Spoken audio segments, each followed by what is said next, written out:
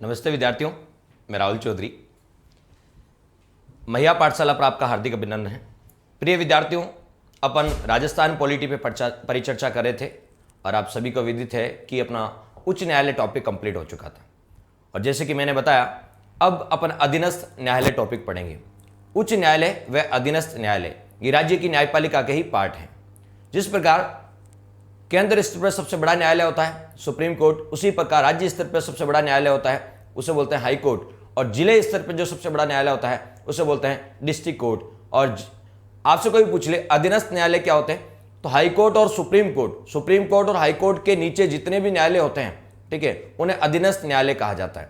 तो अधीनस्थ का मतलब है सुप्रीम कोर्ट और हाई कोर्ट के अधीन जितने भी न्यायालय होते हैं जिला स्तर पे, उन्हें क्या बोलते हैं, अधीनस्थ न्यायालय कहा जाता है। तो हाई कोर्ट के नीचे, हाई कोर्ट के अधीन जितने भी जिला स्तर पर अन्य न्यायालय होते हैं उनको क्या बोलते हैं, तो आपसे पूछा जाता है अधीनस्थ न्यायालय कहा जाता है। तो आज अपना टॉपिक रहने वाला है अधीनस्थ न्यायालय।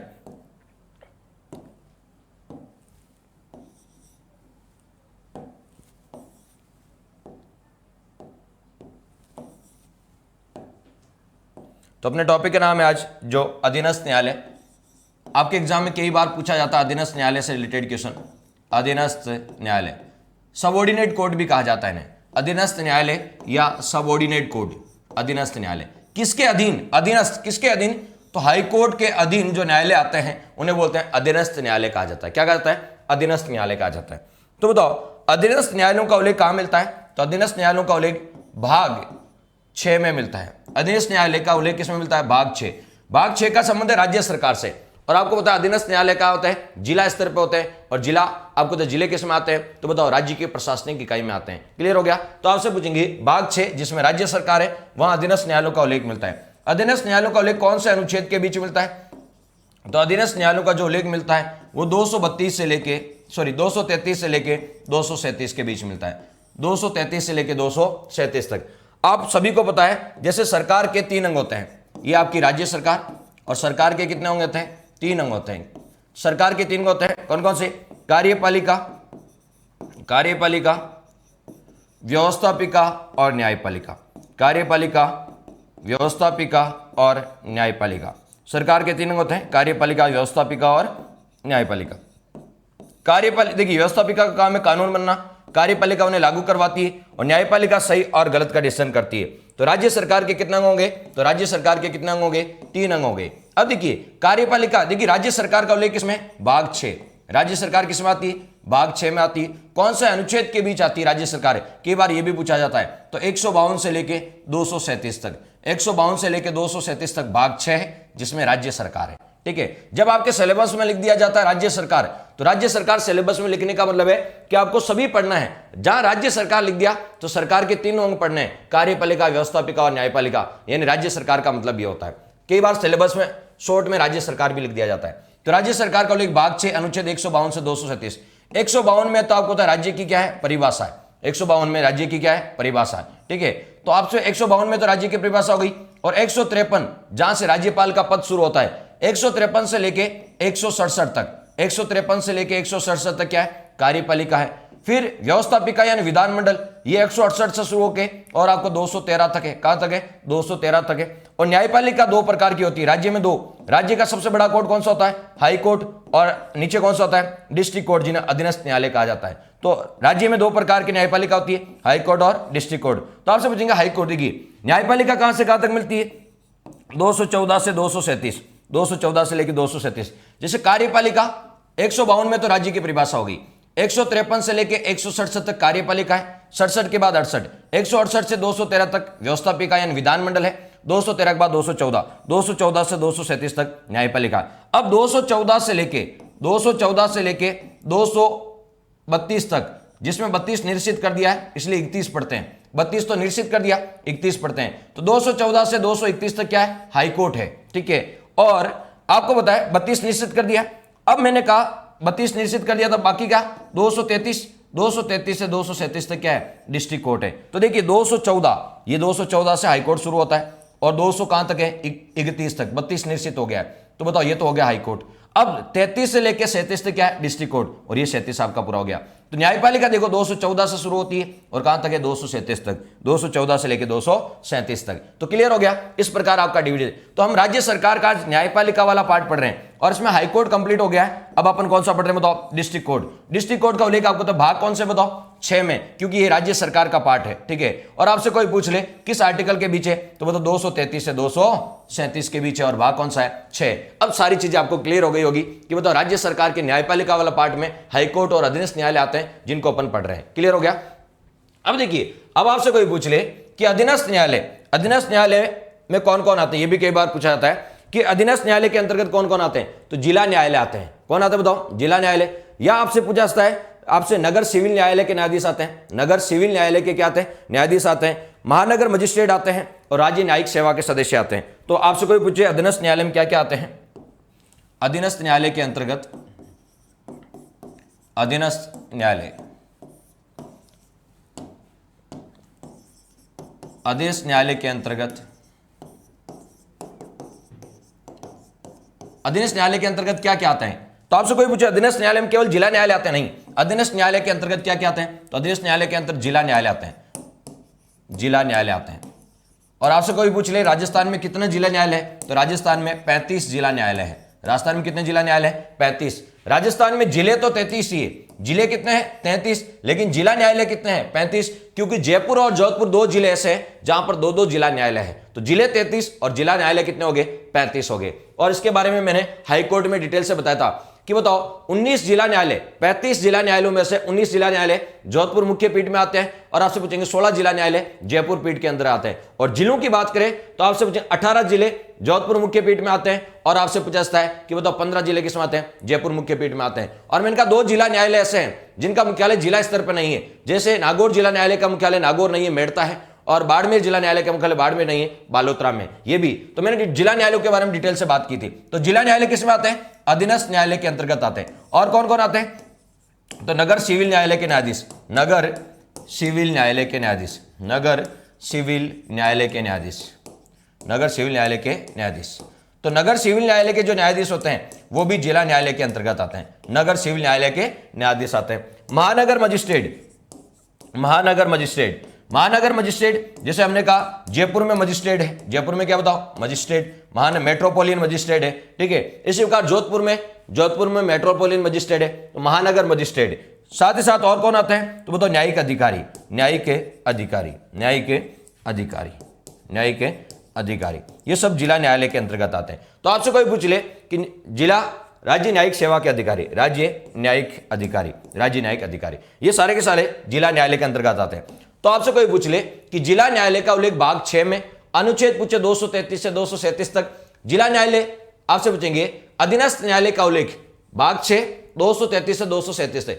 अधीनस्थ न्यायालय के अंतर्गत क्या क्या आता है, तो अधीनस्थ न्यायालय के अंतर्गत जिला न्यायालय भी आते हैं। क्या जिला न्यायालय आते हैं, नहीं, इसके अलावा नगर सिविल न्यायालय के न्यायाधीश भी आते हैं, ठीक है, महानगर मजिस्ट्रेट भी आते हैं, ठीक है, और राज्य न्यायिक सेवा के अधिकारी भी आते हैं। ये सब किसके अंदर आते हैं, तो ये अधीनस्थ न्यायालय के अंतर्गत आते हैं। किसके आते हैं, अधीनस्थ न्यायालय के अंतर्गत आते हैं। तो अधीनस्थ न्यायालय में क्या क्या आते हैं ये आपको पता होना चाहिए, केवल जिला न्यायालय नहीं आते, इसके अलावा ये भी अधीनस्थ न्यायालय के अंतर्गत आते हैं। अधीनस्थ न्यायालय का मतलब है जो हाईकोर्ट के अधीन काम करते हैं, तो हाईकोर्ट के अधीन जो आता है उन्हें बोलते हैं अधीनस्थ न्यायालय, ठीक है। आपसे कोई पूछ ले अधीनस्थ न्यायालयों पर नियंत्रण किसका होता है, तो अधीनस्थ न्यायालयों पर नियंत्रण कौन रखता है, तो अधीनस्थ न्यायालयों पर नियंत्रण कौन रखता है, हाईकोर्ट रखता है, उच्च न्यायालय रखता है। बहुत इंपॉर्टेंट क्वेश्चन, अधीनस्थ न्यायालयों पर नियंत्रण कौन रखता है, हाईकोर्ट। जैसे भारत में स्वतंत्र कार्यपालिका, स्वतंत्र न्यायपालिका है, भारत में स्वतंत्र न्यायपालिका है, और साथ साथ मैंने बताया भी था आपको कि भारत में एकीकृत न्यायपालिका है। एकीकृत न्यायपालिका तो देखिए हमने कहा डिस्ट्रिक्ट कोर्ट में केस आ जाए तो अपील कहां करते हैं, हाईकोर्ट, और हाईकोर्ट के ऊपर कौन सा होता है, सुप्रीम कोर्ट, ठीक है। अब देखिए हमने कहा कि बताओ ये जो सुप्रीम कोर्ट है, ये सुप्रीम कोर्ट, ये कौन बताओ, हाई कोर्ट। तो ये आपको तो राष्ट्रीय स्तर पे होता है, केंद्र स्तर पे होता है, ये राज्य के स्तर पे होता है, और ये जिला स्तर पे होता है। अब बताओ ये जो डिस्ट्रिक्ट कोर्ट है वो किसके अधीन काम करता है, तो ये हाई कोर्ट के अधीन काम करता है। हाई कोर्ट के अधीन काम कैसे करता है अभी बताएंगे आपको। तो हाई कोर्ट के अधीन काम करता है, तो अधीन काम करता है इसलिए नाम क्या बताओ, अधीनस्थ न्यायालय। तो बताओ डिस्ट्रिक्ट कोर्ट या जिला न्यायालय हाई कोर्ट के अंडर काम करता है, तो इसे अधीनस्थ न्यायालय भी कहा जाता है, हाई कोर्ट के अधीन काम करता है। तो तो डिस्ट्रिक्ट कोर्ट पर नियंत्रण किसका होता है? तो डिस्ट्रिक्ट कोर्ट किसके अधीन काम करता है? हाई कोर्ट के अधीन काम करता है, हाई कोर्ट के नियंत्रण में काम करता है। तो डिस्ट्रिक्ट कोर्ट किसके नियंत्रण में काम करता है? तो डिस्ट्रिक्ट कोर्ट पर हाई कोर्ट का नियंत्रण रहता है। किसका रहता है? हाई कोर्ट का नियंत्रण रहता है। अब एक एक आर्टिकल डिस्कस कर लेते हैं। जैसे हमने कहा कि अधीनस्थ न्यायालयों की शुरुआत किस आर्टिकल के साथ होती है? 233 के साथ। 233 बहुत इंपॉर्टेंट आर्टिकल है, आप डबल स्टार लगा लीजिए, बहुत बार पूछा जाता है। ठीक है, 233 में क्या लिखा है? 233 में स्पष्ट लिखा है जिला न्यायाधीश, जिला न्यायाधीश, जिला न्यायाधीश के बारे में इसमें बात की गई है। जिला न्यायाधीश की नियुक्ति, जिला न्यायाधीश की योग्यता, नियुक्ति, त्यागपत्र, हटाने की प्रक्रिया, इनके बारे में चर्चा की गई। हटाने की प्रक्रिया, इनके बारे में बात की गई। तो आपसे कोई पूछ ले कि जिला न्यायाधीश की, किसकी बात कर रहे हैं अपन? जिला न्यायाधीश की। तो जिला न्यायाधीश की योग्यता, नियुक्ति, त्यागपत्र और हटाने की प्रक्रिया, इनका उल्लेख किस आर्टिकल मिलता है? 233 में। तो जिला न्यायाधीश जो पद है, जिला न्यायाधीश जो पद है वो किस आर्टिकल में? 233 में। ये कई बार पूछा जाता है कि जिला न्यायाधीश के पद का उल्लेख कहां मिलता है? आर्टिकल 233 में मिलता है। तो जिला शब्द कहां मिलता है? तो ये देखो जिला शब्द है, जिला शब्द का उल्लेख, जिला शब्द का उल्लेख किस आर्टिकल में मिलता है? तो जिला शब्द का उल्लेख किस आर्टिकल में मिलता है? 233 में मिलता है। ये याद करें, हमारे मूल संविधान में आर्टिकल 233 में जिला शब्द का उल्लेख है। ठीक है, बाद में आपको पता है 73वां संविधान संशोधन और 74वां संविधान संशोधन हुआ। ठीक है, 73वां संविधान पंचायती राज, ठीक है, और 74वां नगर निकाय, उसके तहत भी जिला शब्द जोड़ा गया था। लेकिन स्पष्टली मूल संविधान में वो तो बाद में जोड़ा गया था, 73वां और 74वां संशोधन के द्वारा पंचायती राज और नगर निकाय को संवैधानिक दर्जा दिया गया था। आज मूल संविधान में जिला शब्द का मिलता है। तो जिला शब्द का उल्लेख कहां मिलता है? तो जिला शब्द का जो उल्लेख मिलता है ये कई बार एग्जाम में पूछा जाता है, किस आर्टिकल मिलता है? 233 में, क्योंकि यहां जिला न्यायाधीश की योग्यता, नियुक्ति और त्यागपत्र हटाने की प्रक्रिया के बारे में उल्लेख है। तो अब चर्चा कर लेते हैं, जिला न्यायाधीश का पद भी किसमें मिलता है? तो जिला न्यायाधीश का जो पद मिलता है वो भी किस आर्टिकल मिलता है? 233 में। तो 233 का संबंध किससे है? जिला न्यायाधीश से। इसमें जिला न्यायाधीश का पद, योग्यता, त्यागपत्र, हटाने की प्रक्रिया और आपसे पूछा जाता है कि बताओ नियुक्ति के बारे में चर्चा की गई। तो एक एक बिंदु को अपन डिस्कस करते हैं। सबसे पहले जिला न्यायाधीश की नियुक्ति देख लेते हैं। जिला न्यायाधीश की क्या देख लेते हैं? नियुक्ति देख लेते हैं। तो जिला न्यायाधीश की नियुक्ति कौन करता है? तो जिला न्यायाधीश की जो नियुक्ति है वो कौन करता है? राज्यपाल करता है। जिला न्यायाधीश की नियुक्ति कौन करता है? राज्यपाल करता है। कौन करता है? राज्यपाल करता है। अब आपसे कोई पूछ ले क्या राज्यपाल स्वविवेक से करता है? नहीं, राज्यपाल भी आपसे पूछे परामर्श लेके करता है। तो किससे परामर्श लेता है? तो बताओ, उच्च न्यायालय के मुख्य न्यायाधीश से, हाईकोर्ट से, या उच्च न्यायालय के, हाईकोर्ट के मुख्य न्यायाधीश से परामर्श करके, हाईकोर्ट के मुख्य न्यायाधीश से परामर्श करके, मुख्य न्यायाधीश से परामर्श करके। ये क्वेश्चन कई बार पूछा जाता है। यहां से बहुत इंपॉर्टेंट आपसे पूछा जाएगा, बताओ जिला न्यायाधीश की नियुक्ति, जिला न्यायाधीश की जो नियुक्ति है वो कौन करता है? तो राज्यपाल करता है। बताओ राज्यपाल क्या स्वविवेक से करता? नहीं, हाईकोर्ट के मुख्य न्यायाधीश से परामर्श करके करता है। राज्यपाल करता है लेकिन उच्च न्यायालय से परामर्श करके और उच्च न्यायालय के भी मुख्य न्यायाधीश से परामर्श करके करता है। और इस बात का उल्लेख, नियुक्ति का उल्लेख कहां है? तो मैं पहले ही बता चुका हूं, नियुक्ति का उल्लेख किस आर्टिकल में? 233 में। किसमें बताओ? 233 में। अब देखिए नियुक्ति के बाद देख लेते हैं किसको नियुक्त किया जाता है, योग्यता क्या है? हाईकोर्ट का डिस्ट्रिक्ट कोर्ट का न्यायाधीश बनने की योग्यता क्या है? जिला न्यायालय या डिस्ट्रिक्ट कोर्ट का न्यायाधीश बनने की योग्यता क्या है? ठीक है, तो बताओ योग्यता क्या है? किसको डिस्ट्रिक्ट कोर्ट का न्यायाधीश बनाया जाता है? तो योग्यता, पहली योग्यता, वे भारत का नागरिक होना चाहिए। वे भारत का क्या होना चाहिए? बताओ, नागरिक। वे भारत का नागरिक हो, वे भारत का नागरिक हो। दूसरी योग्यता, लगातार 7 वर्ष तक वकालत का अनुभव हो, लगातार 7 वर्ष तक वकालत का अनुभव हो, वकालत का अनुभव हो, वकालत का अनुभव हो, लगातार 7 वर्ष तक वकालत का अनुभव हो। यदि ये नहीं है, यदि उसे वकालत का अनुभव नहीं है तो और या अथवा, इसलिए मैं वापस 2 नंबर लिख रहा हूं। ये नहीं है तो ये हो सकता है, क्या हो सकता है? लगातार 7 वर्ष तक, लगातार 7 वर्ष तक न्यायिक अधिकारी के रूप में रहा, न्यायिक अधिकारी के पद पर आओ, लगातार 7 वर्ष तक न्यायिक अधिकारी के पद पर आओ, लगातार 7 वर्ष तक वो न्यायिक अधिकारी यानी आरजेएस, न्यायिक अधिकारी का मतलब है आरजेएस, जैसे आरएस होता है ना, आरएस, ठीक है, आरएस होता है, जिस प्रकार आप आरएस होता है, आपको होता है प्रॉपर आरएस में आपको होता है एसडीएम मिलता है, क्या मिलता है? एसडीएम। तो बताओ ये प्रशासनिक सेवा है, राजस्थान एडमिनिस्ट्रेटिव सर्विस, राजस्थान प्रशासनिक सेवा है। इसी प्रकार एक होती है आरजेएस, राजस्थान जुडिशरी सर्विस, ठीक है, राजस्थान न्यायिक सेवा, ठीक है, दोनों ही आपको तो आरपीएससी कंडक्ट कराती है। दोनों के एग्जाम कौन कंडक्ट कराती है? आरपीएससी कराती है, लेकिन ये प्रशासनिक सेवा है और ये न्यायिक सेवा है। आरएस, प्रॉपर आरएस मिलने पर आपको एसडीएम मिलेगा। क्या मिलेगा? Top SDM. उसके बाद आपको पता है एसडीएम के बाद आप अकाउंट सर्विस में जा सकते हैं, पुलिस सर्विस में जा सकते हैं। लेकिन आरजेएस बनने के बाद, आरजेएस बनने के आपको मजिस्ट्रेट, आरजेएस यदि आप बन गए तो आप क्या कहलाओगे? मजिस्ट्रेट कहलाओगे।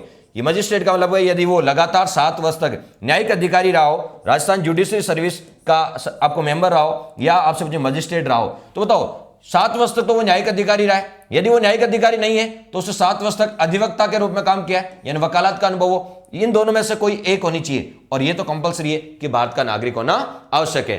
तो मैंने आपको पहले ही बताया था सुप्रीम कोर्ट का न्यायाधीश बनने की योग्यता क्या है। तो सुप्रीम कोर्ट का न्यायाधीश बनने की योग्यता मैंने बताई थी नागरिक तो होना ही चाहिए। साथ ही साथ आपको मैंने बताया था 5/10 पारंगत, 5/10 पारंगत, यानी 5 वर्ष तक न्यायाधीश रहा हो, 10 वर्ष तक वकालत का अनुभव हो, या राष्ट्रपति की नजर में पारंगत विधिवेता हो। इन तीनों में से कोई एक होनी चाहिए और वो भारत का नागरिक हो। इसको सुप्रीम कोर्ट का न्यायाधीश बनाया जा सकता है। मैंने हाईकोर्ट वाला बताया था, हाईकोर्ट का न्यायाधीश बनने के लिए नागरिक होना चाहिए। हाईकोर्ट का न्यायाधीश बनने के लिए क्या? भारत का नागरिक होना चाहिए। साथ ही 10/10 मैंने बताया था 10 वर्ष तक वकालत का अनुभव, या 10 वर्ष तक वो आपको है राज्य में किसी भी कोर्ट में न्यायाधीश के रूप में रहा है, तो 10 वर्ष तक न्यायाधीश और 10 वर्ष तक का वकालत का अनुभव, या पारंगत वाली आपको होता है योग्यता का उल्लेख नहीं था।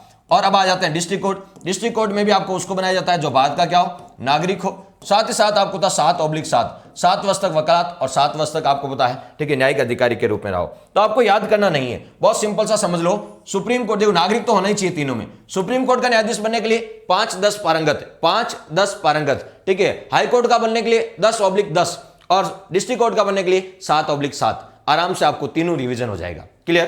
तो ये योग्यता के बारे में अपन ने बात की। नेक्स्ट, त्यागपत्र किसे देता है? डिस्ट्रिक्ट कोर्ट का न्यायाधीश अपना त्यागपत्र किसे देता है? डिस्ट्रिक्ट कोर्ट का न्यायाधीश। नियुक्ति कौन करता है? राज्यपाल। तो आपको मैंने बताया था त्यागपत्र भी किसे देगा, बताओ? राज्यपाल को देगा, ठीक है।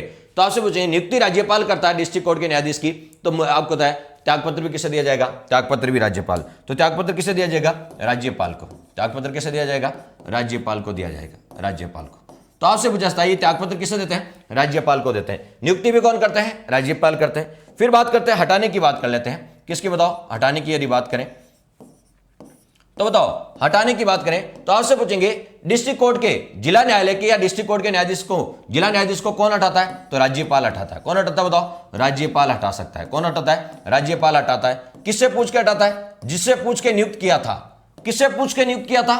तो बताओ, हाईकोर्ट के मुख्य न्यायाधीश से पूछ के नियुक्त किया था, तो हाईकोर्ट के मुख्य न्यायाधीश से पूछ के ही हटाया जा सकता है। तो हटाएगा कौन? राज्यपाल, ठीक है। हाईकोर्ट के मुख्य न्यायाधीश से परामर्श करके, हाईकोर्ट के मुख्य न्यायाधीश से परामर्श करके, मुख्य न्यायाधीश से परामर्श करके, हाईकोर्ट के मुख्य न्यायाधीश से परामर्श करके, हाईकोर्ट के मुख्य न्यायाधीश से परामर्श करके, ठीक है। एक चीज क्लियर हो जाए, हाईकोर्ट की बात की थी, हाईकोर्ट हो या सुप्रीम कोर्ट हो, 3 प्रकार के कोर्ट बताए थे, मैं इधर लिख देता हूं। यह आपका सुप्रीम कोर्ट, यह आपका डिस्ट्रिक्ट कोर्ट, यह आपका हाई कोर्ट और यह सुप्रीम कोर्ट। सुप्रीम कोर्ट और हाई कोर्ट, इन दोनों के न्यायाधीश की नियुक्ति कौन करता है? राष्ट्रपति करता है। सुप्रीम कोर्ट और हाई कोर्ट, सुप्रीम कोर्ट और हाई कोर्ट के न्यायाधीश की नियुक्ति कौन करता है? राष्ट्रपति करता है, कोलेजियम की सिफारिश पे। इनको हटाता भी कौन है? तो इनको हटाता भी राष्ट्रपति है, संसद के द्वारा विशेष बहुमत से प्रस्ताव पारित होने पर। नियुक्ति भी राष्ट्रपति, हटाता भी राष्ट्रपति। ये अपना त्यागपत्र भी किसको देते हैं? राष्ट्रपति को देते हैं। किसको देते हैं बताओ? राष्ट्रपति को देते हैं। अब बात कर लेते हैं डिस्ट्रिक्ट कोर्ट। डिस्ट्रिक्ट कोर्ट वालों की नियुक्ति कौन करता है? राज्यपाल करता है। नियुक्ति कौन करता है? राज्यपाल। हटाता भी कौन है बताओ? राज्यपाल है। हटाता भी कौन है बताओ? राज्यपाल। नियुक्ति भी राज्यपाल करता है, हटाता भी राज्यपाल है, और त्यागपत्र भी किसको देते हैं? राज्यपाल को देते हैं। फर्क इतना ही है, सुप्रीम कोर्ट और हाईकोर्ट के न्यायाधीश को हटाने के लिए महाभियोग प्रक्रिया का पालन किया जाता है। सुप्रीम कोर्ट और हाईकोर्ट के न्यायाधीश को हटाने के लिए महाभियोग प्रक्रिया का पालन किया जाता है, और महाभियोग प्रक्रिया 124(4) महाभियोग प्रक्रिया का पालन किया जाता है सिद्ध कदाचार और असमर्थता के आधार पर। लेकिन डिस्ट्रिक्ट कोर्ट के न्यायाधीशों को हटाने के लिए हाईकोर्ट के न्यायाधीशों को वैसे हटाया जाता है जैसे सुप्रीम कोर्ट वालों को, और सुप्रीम कोर्ट वालों को कैसे हटाया जाता है? महाभियोग प्रक्रिया से। वैसे महाभियोग शब्द का यूज नहीं है, रिमूवल शब्द का यूज है। डिस्ट्रिक्ट कोर्ट को न्यायाधीश को हटाने के लिए किसी महाभियोग प्रक्रिया का उल्लेख नहीं है। डिस्ट्रिक्ट कोर्ट के न्यायाधीश को हटाने के लिए किसी महाभियोग प्रक्रिया का उल्लेख नहीं है। इनको राज्यपाल हटा सकता है, ठीक है, हाई कोर्ट के मुख्य न्यायाधीश से परामर्श करके। तो आपसे कोई पूछ ले डिस्ट्रिक्ट कोर्ट या अधीनस्थ न्यायालय के न्यायाधीश की नियुक्ति भी कौन करता है? राज्यपाल। किससे पूछ के? हाई कोर्ट के मुख्य न्यायाधीश से। तो हटाता भी कौन है? राज्यपाल। किससे? हाई कोर्ट के मुख्य न्यायाधीश से परामर्श करके। त्यागपत्र भी किसको देते हैं? राज्यपाल को देते हैं, ठीक है। और आपसे पूछता है कि बताओ इनकी योग्यता क्या है? तो नागरिक और 7/7 ये चीज आपको क्लियर होनी चाहिए। ये सारी बातें किस आर्टिकल में लिखी है? 233 में लिखी है, जिसमें जिला न्यायाधीश के बारे में बात की गई। अब देखिए राज्य का, आपसे पूछेंगे जिले का सबसे बड़ा न्यायालय कौन सा होता है? तो जिले का जो सबसे बड़ा न्यायालय होता है उसका नाम है जिला एवं सत्र न्यायाधीश। जिला एवं सत्र न्यायालय। आप कभी भी आपके जिले में जाना और जिले में आपका जो सबसे बड़ा न्यायालय है उसके बाहर बड़े बड़ा लिखा है जिला एवं सत्र न्यायालय। जिला एवं सत्र न्यायालय ये जिले का सबसे बड़ी अदालत होती है। तो ये जिले की सबसे बड़ी अदालत होती है, उसका नाम क्या है? जिला एवं सत्र न्यायालय। पूरा नाम लिखा है, जिला न्यायालय नहीं है, शॉर्ट में अपन जिला न्यायालय बोल देते हैं, लेकिन इसका पूरा नाम क्या है? जिला एवं सत्र न्यायालय, ठीक है। अब आपसे पूछता है ये किसी भी जिले का सबसे बड़ी अदालत होती है और इसका जो आपका प्रमुख जज होता है, इसका जो प्रमुख जज होता है उसको अपन बोलते हैं जिला एवं सत्र न्यायाधीश। जिला एवं सत्र न्यायाधीश। इसका जो प्रमुख न्यायाधीश होता है उसको बोलते हैं जिला एवं सत्र न्यायाधीश। वैसे अपन इसको शॉर्ट में बोलते हैं डिस्ट्रिक्ट कोर्ट। शॉर्ट में क्या बोल देते हैं इसको? District court. और इसको बोलते हैं डिस्ट्रिक्ट जज, डीजे, डिस्ट्रिक्ट जज, डीजे, और इसको बोलते हैं डिस्ट्रिक्ट कोर्ट। जिले का सबसे बड़ा कोर्ट, जिले की सबसे बड़ी अदालत को अपन शॉर्ट में बोलते हैं डिस्ट्रिक्ट कोर्ट। और जिले का सबसे बड़ा जो न्यायाधीश होता है उसको बोलते हैं डिस्ट्रिक्ट जज, डीजे बोलते हैं शॉर्ट में। लेकिन पूरा नाम ध्यान होना चाहिए कि पूरा नाम है जिला एवं सत्र न्यायालय, और उस न्यायालय में जो सबसे बड़ा न्यायाधीश बैठता है उसका नाम है जिला एवं सत्र न्यायाधीश, जिसको अपन शॉर्ट में बोलते हैं डिस्ट्रिक्ट जज, जिला न्यायाधीश, डीजे बोलते हैं। क्लियर?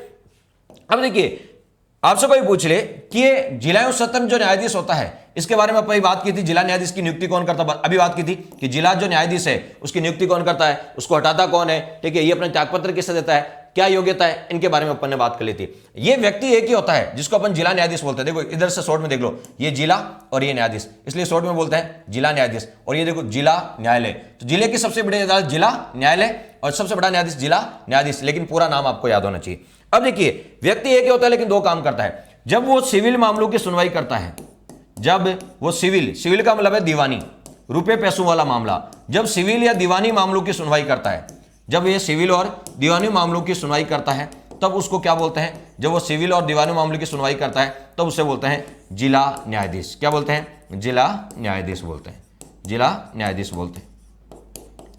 लेकिन वही व्यक्ति एक ही होता है, नाम दो होते हैं। वही व्यक्ति यदि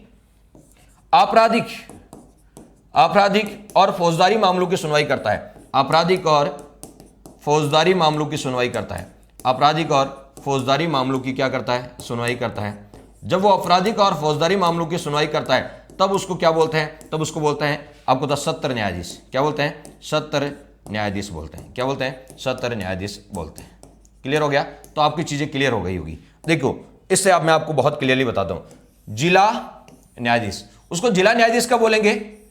जब वो सिविल और दीवानी मामलों की सुनवाई कर रहा है तब तो वो जिला न्यायाधीश कहलाएगा।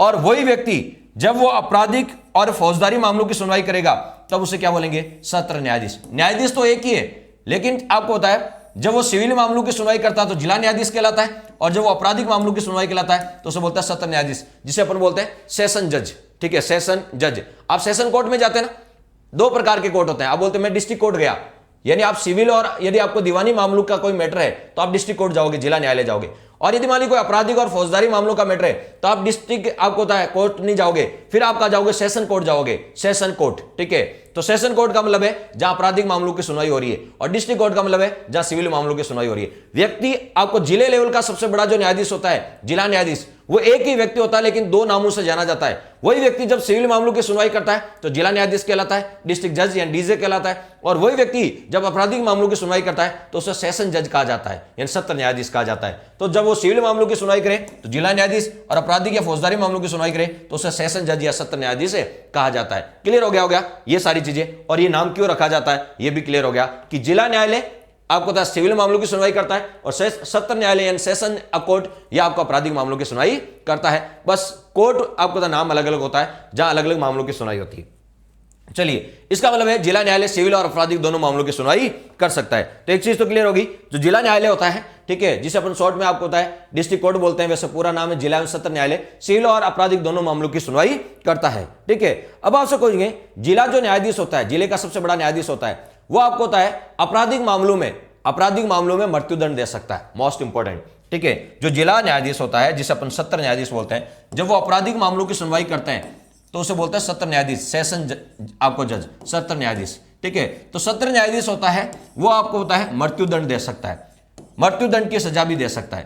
आपसे कोई पूछ ले सत्र न्यायाधीश यानी सेशन जो जज होता है, सेशन जज कौन कब बोलेंगे, यदि वो आपराधिक मामलों की सुनवाई करता है, आपराधिक मामलों की क्या करता है सुनवाई, आपराधिक बोल दो या फौजदारी मामलों की सुनवाई करता है, तो उसको क्या बोलेंगे अपन, सत्र न्यायाधीश बोलेंगे, जो जिले का सबसे बड़ा न्यायाधीश होता है। और सत्र न्यायाधीश मृत्युदंड दे सकता है, क्या दे सकता है, मृत्युदंड की सजा दे सकता है, मृत्युदंड की सजा दे सकता है। लेकिन सेशन जज द्वारा सेशन कोर्ट के द्वारा दिया गया मृत्युदंड तभी मान्य होगा जब हाईकोर्ट द्वारा इसका अप्रूवल हो जाएगा, हाईकोर्ट द्वारा अनुमोदन कर दिया जाएगा। डिस्ट्रिक्ट कोर्ट द्वारा दी गई मृत्युदंड की सजा को जब हाईकोर्ट द्वारा अप्रूवल मिल जाएगा तभी उसे मृत्युदंड दिया जाता है। मान लीजिए किसी व्यक्ति को मृत्युदंड दे दिया डिस्ट्रिक्ट कोर्ट ने, क्या डिस्ट्रिक्ट कोर्ट के देते ही मृत्युदंड आपको दिया जा सकता नहीं?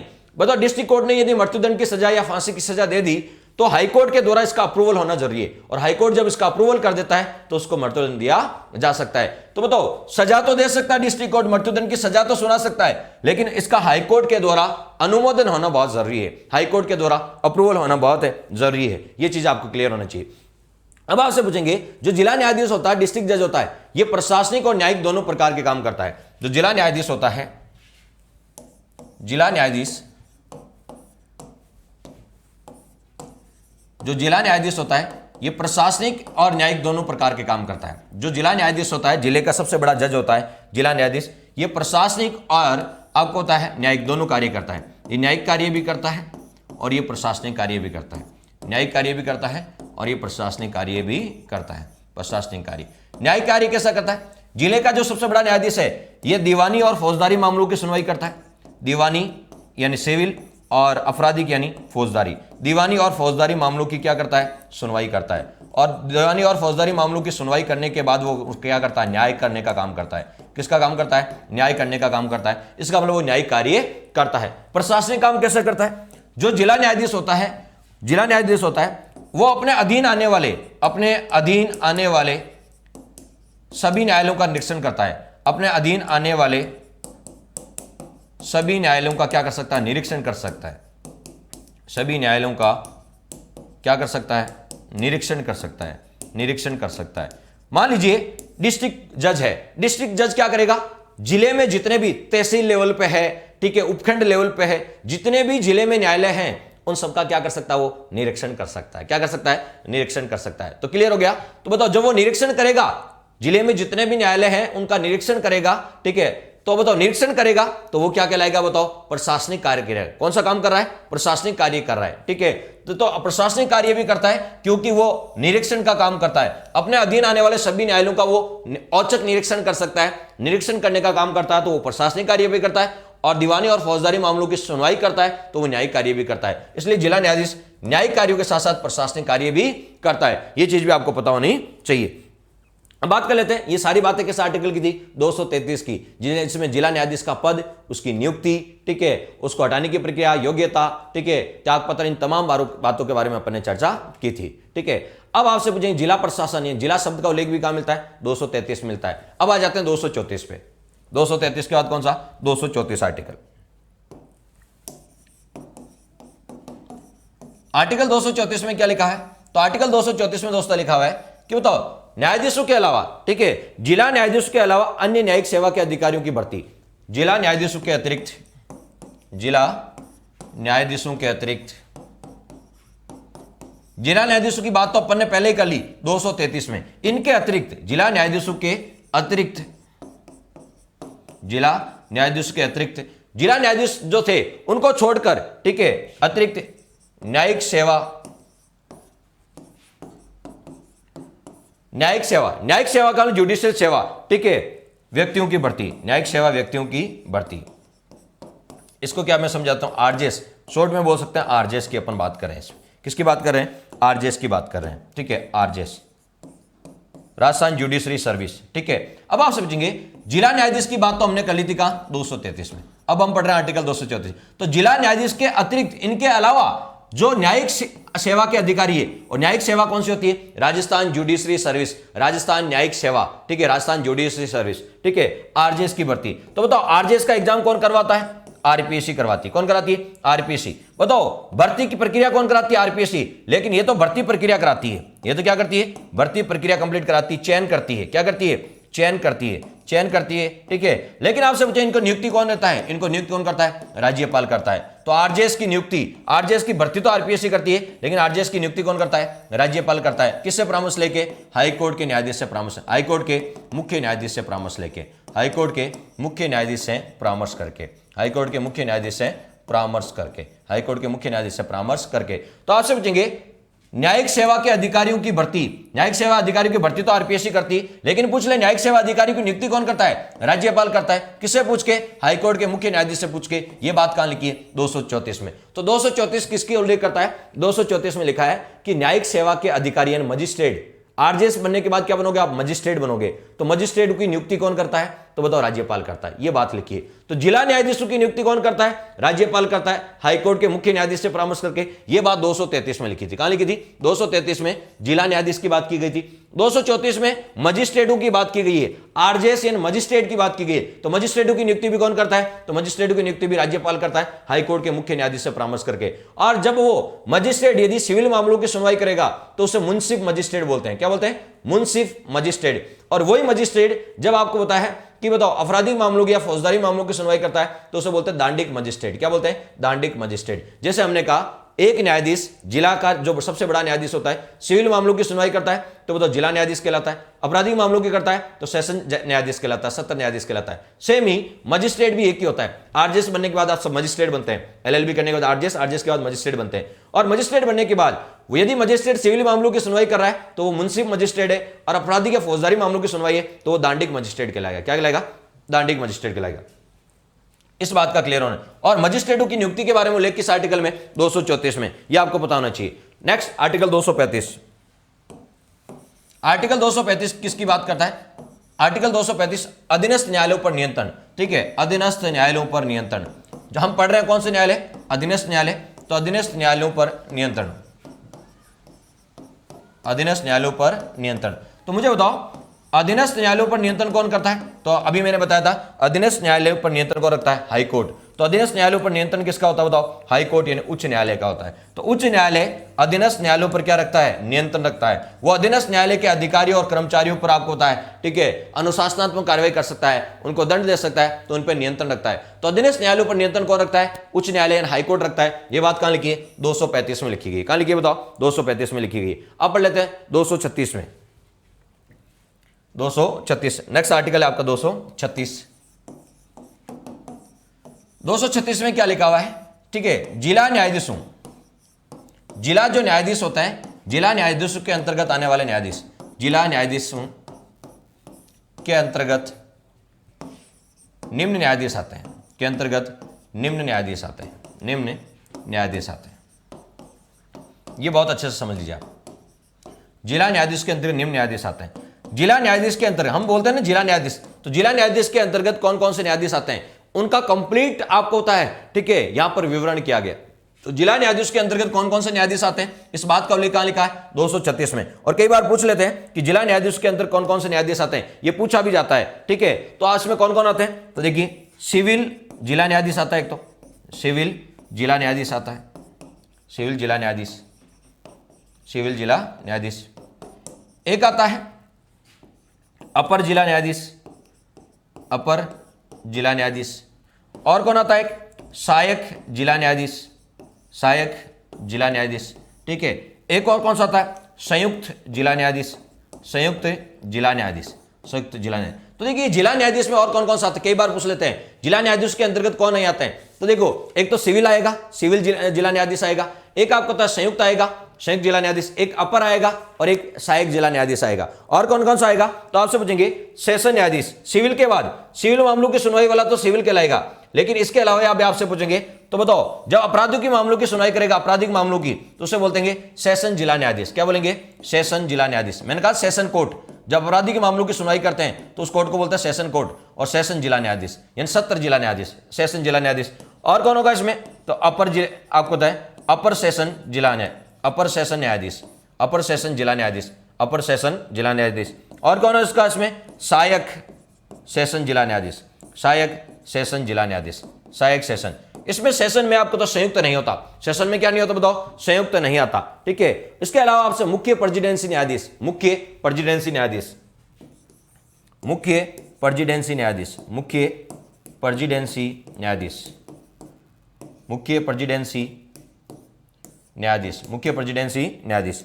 इसमें भी आपको मुख्य प्रेसिडेंसी में और कौन कौन से होते हैं? तो मुख्य प्रेसिडेंसी में आपसे पूछा जाता है अपर मुख्य प्रेसिडेंसी होता है, अपर मुख्य प्रेसिडेंसी, सेमी अपर मुख्य प्रेसिडेंसी न्यायाधीश होता है।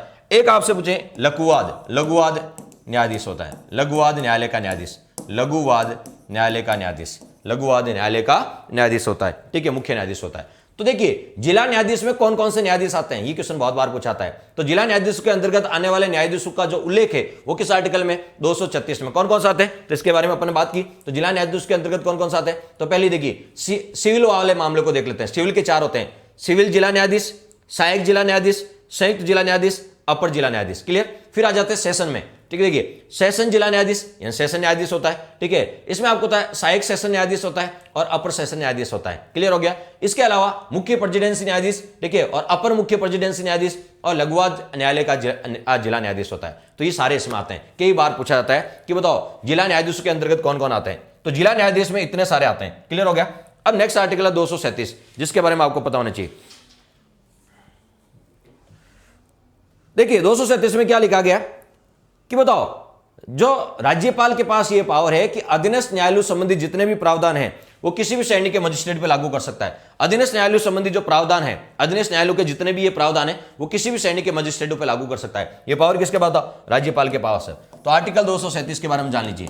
आर्टिकल 237 में क्या लिखा है? राज्यपाल के पास पावर है। किसके पास पावर है बताओ? राज्यपाल के पास पावर है कि वे अधीनस्थ न्यायालयों संबंधी प्रावधान, अधीनस्थ न्यायालय के जितने भी प्रावधान है, अधीनस्थ न्यायालयों संबंधी प्रावधान, अधीनस्थ न्यायालयों संबंधी प्रावधान, अधीनस्थ न्यायालयों संबंधी प्रावधान, अधीनस्थ न्यायालयों संबंधी प्रावधान किसी भी श्रेणी के मजिस्ट्रेटों पर लागू कर सकता है। किसी भी श्रेणी के मजिस्ट्रेटों पर लागू कर सकता है। किसी भी श्रेणी के मजिस्ट्रेटों पर लागू कर सकता है। किसी भी श्रेणी के मजिस्ट्रेटों पर लागू कर सकता है। ये पावर किसके पास है? राज्यपाल के पास है। तो राज्यपाल के पास ये पावर है। राज्यपाल के पास क्या पावर है कि वो अधीनस्थ न्यायालयों संबंधी जो प्रावधान है, अधीनस्थ न्यायालय संबंधी जो प्रावधान है वो किसी भी श्रेणी के मजिस्ट्रेटों पे लागू कर सकता है। ठीक है, तो ये किस आर्टिकल में क्या बताओ? 237 में लिखा गया है। किसमें लिखा है? 237 में। तो देखिए जिला जो न्यायालय है वो संविधान की व्याख्या नहीं कर सकता। संविधान की व्याख्या करने का अधिकार है वो हाईकोर्ट और सुप्रीम कोर्ट को है। जिला न्यायालय को संविधान की व्याख्या करने का अधिकार नहीं है।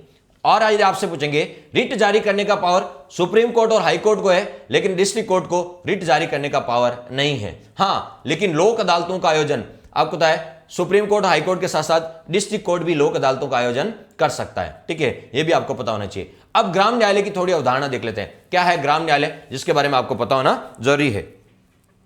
देखिए हमने जिला न्यायालय कंप्लीट कर लिया है। जिला न्यायालय कहां से कहां तक था?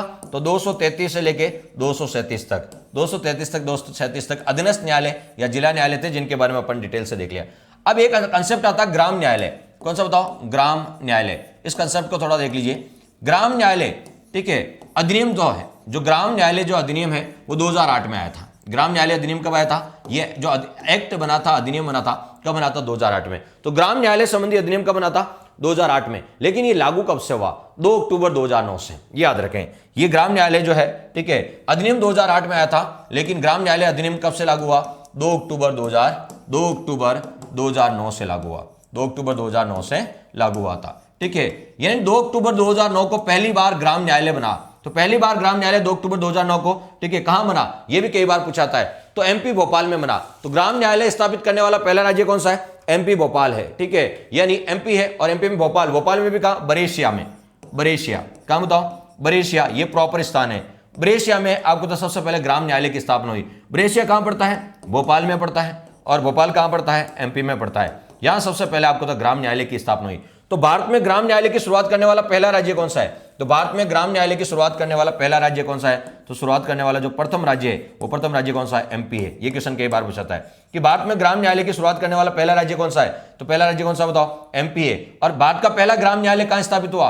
बरेशिया में स्थापित हुआ, यानी एमपी में स्थापित हुआ। कब हुआ? 2 अक्टूबर 2009 को। ठीक है, तो यह भी पूछा जाता है कि भारत का पहला ग्राम न्यायालय कहां स्थापित हुआ। अभी पूरे भारत में 209 ग्राम न्यायालय है। अभी पूरे भारत में कितने ग्राम न्यायालय? 209 ग्राम न्यायालय। ठीक है, अलग अलग राज्यों में कितने बताओ? 209। भारत में आपसे पूछेंगे, भारत में वर्तमान में कितने ग्राम न्यायालय? 209 है। कितने स्थापित करने के लक्ष्य है? 5000 ग्राम न्यायालय स्थापित किए जाएंगे। लक्ष्य कितना है? तो 5000 ग्राम न्यायालय स्थापित किए जाएंगे। और अभी है कितने बताओ? 209 ग्राम न्यायालय स्थापित है। ठीक है, तो ये भी पूछ सकते हैं कि बताओ भारत में कितने ग्राम न्यायालय स्थापित किए जाएंगे? 5000। और अभी है कितने बताओ? 209 है। और भारत का पहला ग्राम न्यायालय कहां स्थापित हुआ? तो एमपी में। एमपी में आपसे पूछे कहां बताओ? बरेशिया में हुआ था। बरेशिया गांव में पहली बार ग्राम न्यायालय की स्थापना हुई थी। कब हुई थी? 2 अक्टूबर 2009 को। यह कंसेप्ट आपको पता है। ग्राम न्यायालय का जो न्यायाधीश होता है वो प्रथम श्रेणी का मजिस्ट्रेट होता है। ग्राम न्यायालय का जो न्यायाधीश होता है, गांव में न्यायालय है, ग्राम में क्या है बताओ? गांव में क्या है? न्यायालय है। तो गांव में जो न्यायालय है, ठीक है, उसका न्यायाधीश कौन होगा? तो इसका जो मुख्य न्यायाधीश होगा, उसका जो न्यायाधीश होगा, उस न्यायाधीश को क्या बोलते हैं? ग्राम न्यायालय में जो न्यायालय है तो न्यायाधीश भी होगा, कोर्ट है तो आपको पता जज भी होगा। तो जो न्यायाधीश है उसको बोलते हैं न्यायाधिकारी। न्यायाधीश को क्या बोलते हैं वैसे? न्यायाधिकारी बोलते हैं। न्याय करने वाला अधिकारी न्यायाधिकारी बोलते हैं। तो आपसे उस न्यायाधीश को बोलते हैं क्या है? न्यायाधिकारी। और ये प्रथम श्रेणी का मजिस्ट्रेट होता है। ग्राम न्यायालय में यदि आपसे कोई पूछे, जो न्यायाधिकारी होता है ये प्रथम श्रेणी का मजिस्ट्रेट होता है। किस श्रेणी का बताओ? प्रथम श्रेणी का क्या होता है? मजिस्ट्रेट होता है, जिसे अपन न्यायाधिकारी बोलते हैं। ठीक है, ग्राम न्यायालय की स्थापना कहां होती है? तो ग्राम न्यायालय किस स्तर पर स्थापित किए जाते हैं? तो पंचायती राज का आपको तो त्रिस्तरीय ढांचा है। ग्राम स्तर पर ग्राम पंचायत, खंड स्तर पर पंचायत समिति और जिला स्तर पर जिला परिषद। तो ये खंड स्तर पर स्थापित किए जाते हैं। पंचायत समिति के कौन से स्तर पर? खंड स्तर। और खंड स्तर को बोलते हैं पंचायत समिति। क्या बोलते हैं? ये पंचायत समिति स्तर पर ग्राम न्यायालय स्थापित किए जाते हैं। तो आपसे पूछेंगे ग्राम न्यायालय किस स्तर पर स्थापित किए जाते हैं? तो पंचायत समिति स्तर या खंड स्तर पर आपको बताया ग्राम न्यायालय स्थापित किए जाते हैं। ठीक है, और आपसे पूछा जाता है ग्राम न्यायालय कौन से मामलों की सुनवाई करता है? तो ये दीवानी और फौजदारी दोनों मामलों की सुनवाई कर सकता है। ग्राम जो न्यायालय है ये दीवानी व फौजदारी दोनों मामलों की सुनवाई कर सकता है। दीवानी व फौजदारी दोनों मामलों की सुनवाई कर सकता है।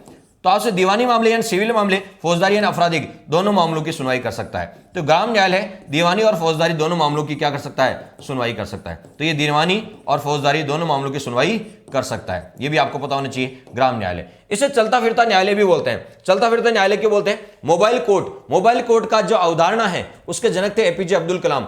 कि आपको तो एक बस में आपको न्यायाधीश होंगे, वो गांव गांव में घूम के लोगों को न्याय देंगे। ठीक है, आसपास के गांव में घूम के क्या देंगे? न्याय देंगे। तो बताओ मोबाइल कोर्ट, चलता फिरता कोर्ट, इसके अवधारणा के जनक कौन है? तो आपसे एपीजे अब्दुल कलाम है। ये कंसेप्ट भी आपको पता होना जरूरी है। अब देखिए, ग्राम न्यायालय आदिवासी क्षेत्र में स्थापित नहीं किए जा सकते। ये बहुत इंपॉर्टेंट क्वेश्चन है। ग्राम न्यायालय आदिवासी क्षेत्र में स्थापित नहीं किया जाते। और ग्राम न्यायालय अधिकतम 2 वर्ष की सजा दे सकते हैं। ग्राम न्यायालय के द्वारा अधिकतम कितने वर्ष की सजा दी जा सकती है? 2 वर्ष की सजा दी जा सकती है। और ग्राम न्यायालय के निर्णय से आप संतुष्ट नहीं है तो अपील कहां करेंगे? तो बताओ डिस्ट्रिक्ट कोर्ट में कर सकते हैं। कहां कर सकते हैं? डिस्ट्रिक्ट कोर्ट में। और डिस्ट्रिक्ट कोर्ट आपको पता है कितने दिन के अंदर कर सकते हैं? ग्राम न्यायालय ने कोई निर्णय दिया, उससे आप संतुष्ट नहीं है तो 30 दिन के अंदर आप डिस्ट्रिक्ट कोर्ट से, आपको बता 30 दिन के अंदर आप डिस्ट्रिक्ट कोर्ट में अपील कर सकते हैं। और डिस्ट्रिक्ट कोर्ट 6 महीने के अंदर इसमें निर्णय देगा। कितने महीने बताओ? 6 महीने के अंदर इसमें क्या देगा बताओ? निर्णय देगा। यह भी आपको पता होना चाहिए।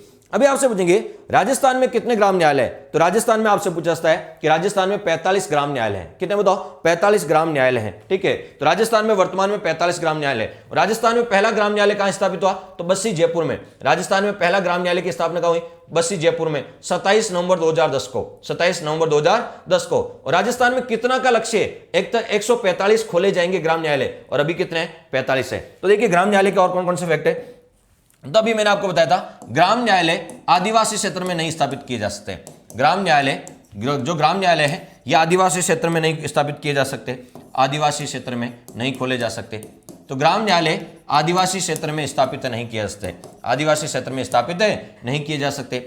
ग्राम न्यायालय अधिकतम 2 वर्ष की सजा दे सकते हैं। अधिकतम कितने वर्ष की सजा दे सकते हैं? ग्राम न्यायालय अधिकतम 2 वर्ष की सजा दे सकते हैं। 2 वर्ष की सजा दे सकते हैं। और यदि आप ग्राम न्यायालय के निर्णय से संतुष्ट नहीं है, ग्राम न्यायालय के निर्णय से संतुष्ट नहीं है, तो इसकी अपील कहां कर सकते हैं? तो इसके विरुद्ध अपील, इसके निर्णय के विरुद्ध आप अपील कहां कर सकते हैं? जिला न्यायालय में कर सकते हैं। कहां कर सकते हैं बताओ? जिला न्यायालय में कर सकते हैं। और कितने दिन के अंदर कर सकते हैं? 30 दिन के अंदर। कितने दिन के अंदर अपील कर सकते हैं? 30 दिन के अंदर आप अपील कहां कर सकते हैं? जिला न्यायालय में कर सकते हैं। और जिला न्यायालय कितने महीने में? 6 माह में निर्णय देगा। कितने माह में निर्णय देगा? 6 माह में क्या देगा बताओ? निर्णय देगा। 6 माह में क्या देगा? निर्णय देगा। और आपसे पूछा जाता है कि बताओ राजस्थान में कितना जिला न्यायालय? तो वर्तमान में राजस्थान में कितने? पूरे देश में कितने? 209। पूरे भारत में 209 है। 209 में से 45 का है बताओ? राजस्थान में है। पूरे भारत में कितने खोले जाएंगे? 5000 लक्ष्य हैं, 5000 खोले जाएंगे। और उसमें से राजस्थान में कितने होंगे? 145 होंगे।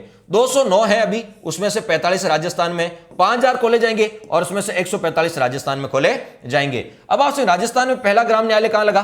तो राजस्थान का पहला ग्राम न्यायालय कहां बताओ? बस्सी में लगा। बस्सी कहां बताओ? जयपुर में। वो बस्सी चित्तौड़ वाली नहीं है, ठीक है, जो आपको तो कावड़ या आपसे पूछेंगे लकड़ी के खिलौनों के लिए प्रसिद्ध है, तो ये बस्सी कहां बताओ? जयपुर में। तो राजस्थान का प्रथम ग्राम न्यायालय, राजस्थान का प्रथम ग्राम न्यायालय, तो राजस्थान का जो प्रथम ग्राम न्यायालय वो कहां खुला? बस्सी जयपुर में। कब खुला? तो ये डेट याद रखें, 27 नवंबर 2010 को। 27 नवंबर 2010 को खोला गया था, तो ये भी आप ध्यान रखें। और भारत का पहला ग्राम न्यायालय कहां? तो बरेस या आपको पता है एमपी में खोला गया था 2 अक्टूबर 2009 को। तो ये ग्राम न्यायालय से रिलेटेड जितने क्वेश्चन है वो सारे कंप्लीट हो गए। ग्राम न्यायालय क्या है मैं एक बार रिपीट कर देता हूं। ग्राम न्यायालय के उदाहरण, ग्राम न्यायालय एक्ट कब आया था? 2008 में आया था, 2008 में। और ये लागू कब हुआ? 2 अक्टूबर 2009 में, ठीक है। पहली बार ग्राम न्यायालय एमपी में खुला था, बरेसिया में, 2 अक्टूबर 2009 को, ठीक है। अब आपसे पूछेंगे ग्राम न्यायालय का जो मुख्य न्यायाधीश होता है उसे न्यायाधिकारी यानी प्रथम श्रेणी का मजिस्ट्रेट होता है, ठीक है। अब आपसे पूछेंगे जो ग्राम न्यायालय दीवानी और फौजदारी दोनों मामलों की अपील सुन सकता है, ठीक है। और ग्राम न्यायालय अधिकतम 2 वर्ष की सजा दे सकता है, लेकिन यह आदिवासी क्षेत्र में नहीं खोला जाता। ग्राम न्यायालय के निर्णय के विरुद्ध अपील आप जिला न्यायालय में कर सकते हैं 30 दिन के अंदर, और जिला न्यायालय 6 महीने में निर्णय देगा। और राजस्थान में पहला ग्राम न्यायालय बस्सी में खुला था 27 नवंबर 2010 को। और टोटल अभी कितने राजस्थान में? तो बताओ राजस्थान में भी टोटल कितने हैं? 45 है। तो ये ग्राम न्यायालय की जो कंसेप्ट है जो आपको पता होना चाहिए। एक और कंसेप्ट है जिसके बारे में आपको थोड़ा पता होना चाहिए, और वो कंसेप्ट जो कई बार एग्जाम पूछे, वैसे तो फैमिली कोर्ट भी है, फास्ट ट्रैक कोर्ट भी है, ठीक है, मोबाइल कोर्ट भी है जिसके जनक एपीजे अब्दुल कलाम थे, ठीक है। आपको पता है इसी में आपको पता है लोक अदालतें, ये भी कई बार पूछी जाती है। लोक अदालतों का कंसेप्ट, लोक अदालतों और जनहित याचिका कंसेप्ट। तो लोक अदालतों और जनहित याचिका इनका कंसेप्ट क्या है, ठीक है, तो सुन लीजिएगा एक बार। वैसे आपको होता है इंडिया पॉलिटी में अपन पढ़ेंगे। लोक अदालतों का कंसेप्ट क्या है? तो लोक अदालत का मतलब होता है कि बताओ लोक अदालत यानी जनता की अदालत। तो आपको होता है लोक अदालतों के बारे में हल्का सा आपको रिवाइज करा देता हूं। आपको होता है हमारा संविधान का भाग 4, संविधान का कौन सा बताओ?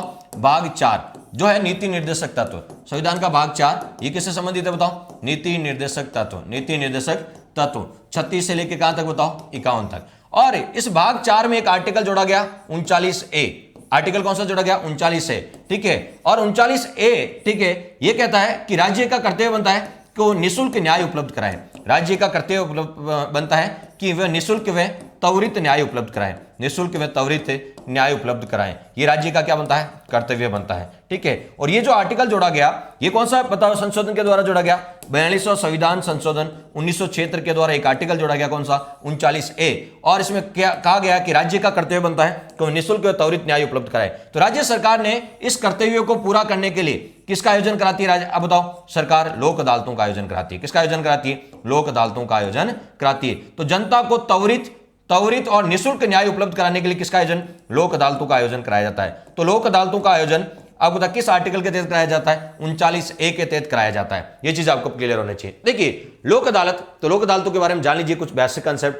अब आपसे पूछा जाता है कि लोक अदालत, ठीक है, लोक अदालत का मतलब जनता की अदालत, जहां पर आपको त्वरित और निःशुल्क न्याय उपलब्ध कराया जाता है, यानी इसमें कोई शुल्क नहीं लिया जाता है। लोक अदालतों में आपसे कोई शुल्क नहीं लिया जाता है। और आपसे पूछें लोक अदालत का निर्णय अंतिम होता है। लोक अदालतों का निर्णय क्या होता है? अंतिम। इसके विरुद्ध आप कहीं भी अपील नहीं कर सकते। तो ये मोस्ट इंपोर्टेंट फैक्ट है कि लोक अदालतों का निर्णय अंतिम होता है, इसके विरुद्ध आप कहीं अपील नहीं कर सकते। लोक अदालतों में निर्णय सहमति से लिए जाते हैं, और लोक अदालतों में व्यक्ति आपको पता है मुकदमे की पैरवी खुद ही कर सकता है, इसमें वकील करने की आवश्यकता लगी नहीं है। और लोक अदालतों की यदि बात करें तो ये ग्राम स्तर पर भी आयोजित कराई जाती है। लोक अदालतों का आयोजन कौन कराता है? तो सुप्रीम कोर्ट, हाई कोर्ट और डिस्ट्रिक्ट कोर्ट समय समय पर लोक अदालतों का आयोजन करवाते हैं, ताकि आपको पता है त्वरित गति से और सुलभ रूप से आपको लोगों को न्याय उपलब्ध हो सके। अब देखिए लोक अदालतों में कौन कौन से मामले आते हैं? तो आपको तलाक संबंधी मामले, दहेज संबंधी मामले, ठीक है, दुर्घटना बीमा इंश्योरेंस संबंधी मामले, दुर्घटना संबंधी मामले आते हैं। साथ ही साथ आपको किराएदार संबंधी मामले, चेक बाउंस और आपसे पूछेंगे भूमि आपको पता है संबंधी मामले आते हैं, ठीक है, तो चेक बाउंस भूमि संबंधी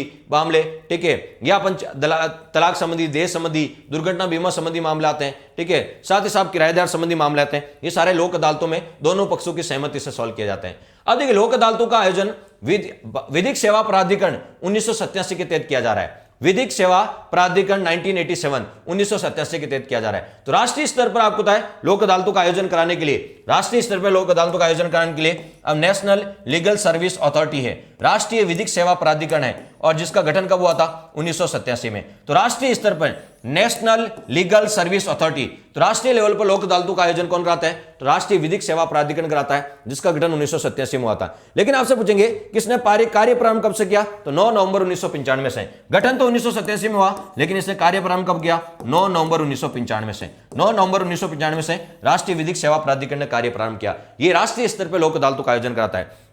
आपसे पूछेंगे राजस्थान में राज्य स्तर पर लोकसभाओं का आपको लोक अदालतों का आयोजन कौन कराता है, तो state legal service authority, state legal service authority, ठीक है। देखिए नेशनल लेवल पे तो नेशनल लीगल सर्विस अथॉरिटी, ये स्टेट लेवल पे तो स्टेट लीगल सर्विस अथॉरिटी, और राजस्थान हो जाएगा तो पहले आर जुड़ जाएगा। हर स्टेट में अलग अलग हो, जैसे Rajasthan state legal service authority, Rajasthan level पे कौन कराता है, तो राजस्थान राज्य विधिक सेवा प्राधिकरण कराता है। इसका गठन भी कब हुआ, 1987 में हुआ था। राजस्थान विधिक सेवा प्राधिकरण का गठन भी कब हुआ था, 1987 में। लेकिन इसने कार्य प्रारंभ कब किया, 7 जुलाई 1998 को, 7 जुलाई 1998 को इसने कार्य प्रारंभ किया था। यह फैक्ट भी आपको बहुत इंपॉर्टेंट है, जो पता होना चाहिए। और लोक अदालतों में दीवानी और फौजदारी दोनों मामलों की सुनवाई की जाती है, दीवानी और फौजदारी दोनों मामलों की सुनवाई की जाती है। और आपसे कोई पूछ ले कि बताओ राजस्थान में सबसे पहले लोक अदालत का आयोजन कहां हुआ था, तो राजस्थान में सबसे पहले लोक अदालत का आयोजन कहां हुआ था, कोटा में हुआ था। कहां हुआ था, कोटा में हुआ। और भारत में सबसे पहले कहां हुआ था, तो 1985 में दिल्ली में हुआ था, ठीक है, पीएन भगवती की अध्यक्षता में हुआ था। क्लियर। तो ये लोक अदालतों का कंसेप्ट आपको पता होना जरूरी। एक होती है जनहित याचिका, जनहित याचिका यानी जिसे बोलते हैं पीआईएल, ठीक है, public interest litigation, PIL, public interest litigation, ठीक है, पीआईएल, पीआईएल, ठीक है, पब्लिक इंटरेस्ट लिटिगेशन। इसको बोलते हैं, पब्लिक का मतलब जन, इंटरेस्ट का मतलब हित, और लिटिगेशन का मतलब याचिका, तो इसे बोलते हैं जनहित याचिका। क्या बोलते हैं, जनहित याचिका। इसी को बोलते हैं लोकहित याचिका। क्या बोलते हैं, लोकहित याचिका, जनहित याचिका या लोकहित याचिका। और जनहित याचिका या लोकहित याचिका का प्रावधान, ठीक है, यह सबसे पहले इसकी शुरुआत 1960 के दशक में अमेरिका में हुई थी। जनहित याचिका की शुरुआत सबसे पहले 1960 के दशक में अमेरिका में हुई थी, और 1980 के दशक में कहां हुई थी, भारत में हुई थी। तो बताओ जनहित याचिका का प्रावधान हमने कहां से लिया है, अमेरिका से लिया। कहां से लिया बताओ, अमेरिका से लिया है। और भारत में जनहित याचिका के जो जनक है, जनहित याचिका का जनक है वो पीएन भगवती को कहा जाता है। भारत में जनहित याचिका जनक किसे कहा जाता है, पीएन भगवती और वीएस कृष्णा अय्यर को कहा जाता है, वीएस कृष्णा अय्यर। तो पीएन भगवती जो सुप्रीम कोर्ट के मुख्य न्यायाधीश थे, और अन्य न्यायाधीश थे वीएस कृष्णा अय्यर। ये पीएन आपको पता है भारत में जनहित याचिका के जनक कहलाते।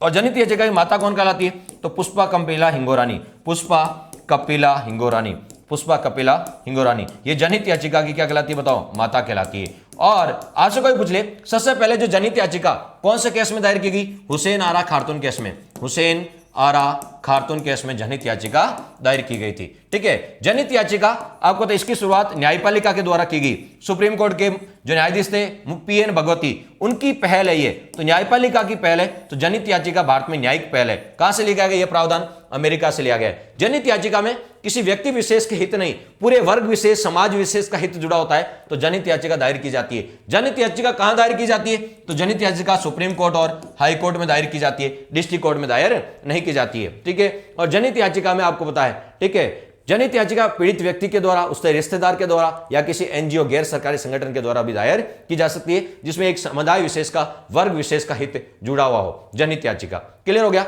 और न्यायिक सक्रियता, जनहित याचिका का न्यायिक सक्रियता को बढ़ावा मिला है, जुडिशरी एक्टिव हो गई है। और न्यायिक पुनरावलोकन और जनहित याचिका, ये दोनों कंसेप्ट कहां से लिए गए, अमेरिका से लिए गए। तो ये सारा आपका अधीनस्थ न्यायालयों से रिलेटेड जितने भी क्वेश्चन बनते थे, साथ में आपने लोक अदालत, जनहित याचिका के बारे में और ग्राम न्यायालय के बारे में भी जाना। तो ये अधीनस्थ न्यायालय अपना टॉपिक क्या होता है, कंप्लीट होता है। क्लियर।